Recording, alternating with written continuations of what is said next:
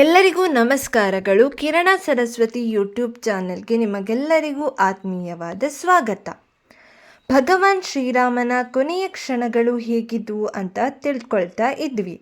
ಆ ದಿನ ಬೆಳಗ್ಗೆ ಸೂಕ್ಷ್ಮ ವಸ್ತ್ರವನ್ನು ಧರಿಸಿ ಎರಡೂ ಕೈಗಳಲ್ಲಿ ದರ್ಬೆಯನ್ನು ಎತ್ತಿಕೊಂಡು ಪರಬ್ರಹ್ಮನ ಮಂತ್ರಗಳನ್ನು ಉಚ್ಚರಿಸುತ್ತಾ ಸರಯೂ ತೀರಕ್ಕೆ ಬರ್ತಾನೆ ಶ್ರೀರಾಮ. ಶ್ರೀರಾಮನ ಬಲಪಾರ್ಶ್ವದಲ್ಲಿ ಕಮಲವನ್ನು ಕೈಯಲ್ಲಿ ಹಿಡಿದು ಶ್ರೀದೇವಿ ಉಪಸ್ಥಿತಳಾಗಿದ್ದರೆ ಎಡಭಾಗದಲ್ಲಿ ಭೂದೇವಿ ವಿರಾಜಿಸಿದ್ದಳು. ಆತನ ಆಯುಧಗಳೆಲ್ಲವೂ ಪುರುಷ ರೂಪವನ್ನು ಧರಿಸಿ ರಾಮನ ಜೊತೆಗೆ ಸಾಗುತ್ತಿದ್ದರೆ 4 ವೇದಗಳು ಬ್ರಾಹ್ಮಣನ ರೂಪಧಾರಿಯಾಗಿ ನಡೆದವು. ಅಷ್ಟು ಮಾತ್ರವಲ್ಲದೆ ಅಯೋಧ್ಯೆಯಲ್ಲಿರುವ ಜನತೆ, ಮಂತ್ರಿಗಳು, ಸೈನಿಕರು, ಅವರ ಕುಟುಂಬದವರು, ಅಷ್ಟ್ಯಾಕೆ ಪಕ್ಷಿ ಪ್ರಾಣಿ ಸಂಕುಲಗಳು ಕೂಡ ರಾಮನ ಹಿಂದೆ ಹೊರಟು ಬಿಟ್ಟವು.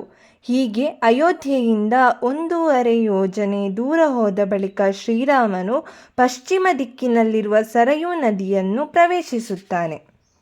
ಸರಯೂ ನದಿಯಲ್ಲಿ ಎಲ್ಲೆಡೆಯೂ ಸುಳಿಗಳು. ಆಗಲೇ ಅಲ್ಲಿ ಲೋಕಪಿತಾಮಹನಾದಂತಹ ಬ್ರಹ್ಮದೇವರು ಸಮಸ್ತ ದೇವತೆಗಳೊಂದಿಗೆ ಹಾಗೂ ಋಷಿವರ್ಯರೊಂದಿಗೆ ತಲುಪಿಯಾಗಿರುತ್ತದೆ.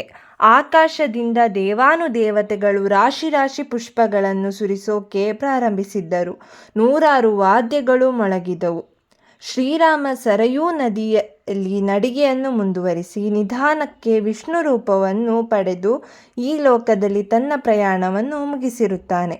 ಇನ್ನು ತನ್ನನ್ನು ಹಿಂಬಾಲಿಸಿ ಬರೋದಕ್ಕೆ ಸಿದ್ಧವಿದ್ದ ಅಷ್ಟು ಭಕ್ತರು ಬ್ರಹ್ಮಲೋಕಕ್ಕೆ ನಿಕಟವಾದ ಸಂತಾನಕ ಅನ್ನೋ ಲೋಕಕ್ಕೆ ಹೋಗ್ತೀರಾ, ಅವರು ನನಗೆ ಹತ್ತಿರದಲ್ಲಿ ಇರ್ತಾರೆ ಅಂತ ಸಾಕ್ಷಾತ್ ವಿಷ್ಣು ಹೇಳ್ತಾನೆ ಅನ್ನುವಲ್ಲಿಗೆ ರಾಮನ ಅವತಾರದ ಸಮಾಪ್ತಿಯಾಗಿರುತ್ತದೆ.